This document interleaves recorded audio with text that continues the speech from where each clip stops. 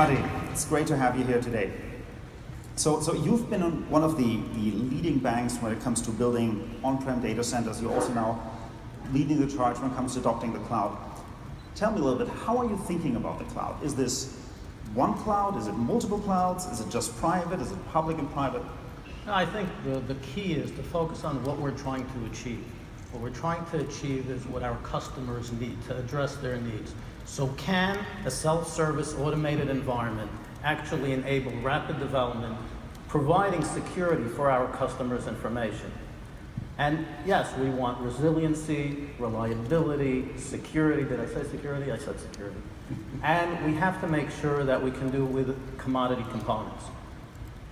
The bottom line is we can create those environments internally. And we can also have use cases where we can use external cloud providers, again, provided the right security is there. But I really think that the key would be to use a hybrid model.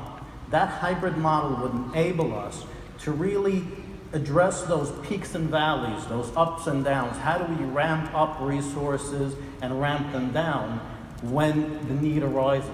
And that is really the key why we would want to have multiple cloud providers address this hybrid model need. Okay, so that makes a lot of sense. So if we're thinking about multiple clouds, are you worried at all about the complexity? You know, you have your Amazon silo, your Azure silo, you have your on-prem. How do you want to tackle that?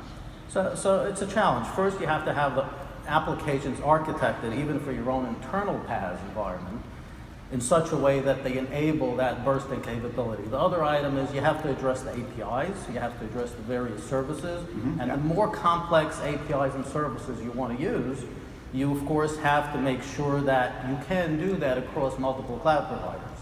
That makes a lot of sense. So you managed this idea of bursting, right? That, you know, for, let's say, summer interns or your once a week big Monte Carlo simulation, right? It would be great if you don't have to build the capacity on-premise, but you could use the cloud instead. Can you talk a little bit more about that? Sure. So in reality is for your baseline needs, it is probably can be optimally done within your own data center.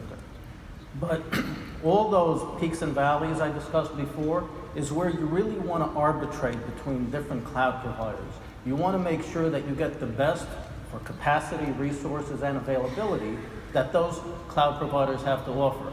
But for that, you have to be able to bifurcate the workloads to the various cloud providers, and that's not simple. You have choice. That makes sense. So my last question here. I think one of the biggest challenge we all see when moving to the cloud is like security and compliance. And you're in banking, which makes this particularly hard, right? How are you going to tackle that? So security is, did I say security? How many times did I say security? Many. No, but the bottom line is security is critical. Customer data is critical.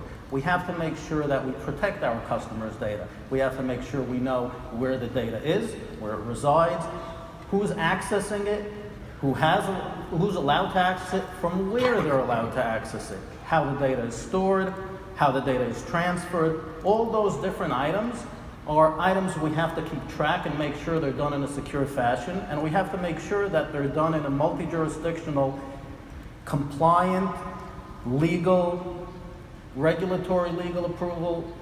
All those items are things that we have to address. In addition to that, we also have to segregate employee and customer data. We have to make sure that no one can skip that authorization between employee and customer data. So security is incredibly important.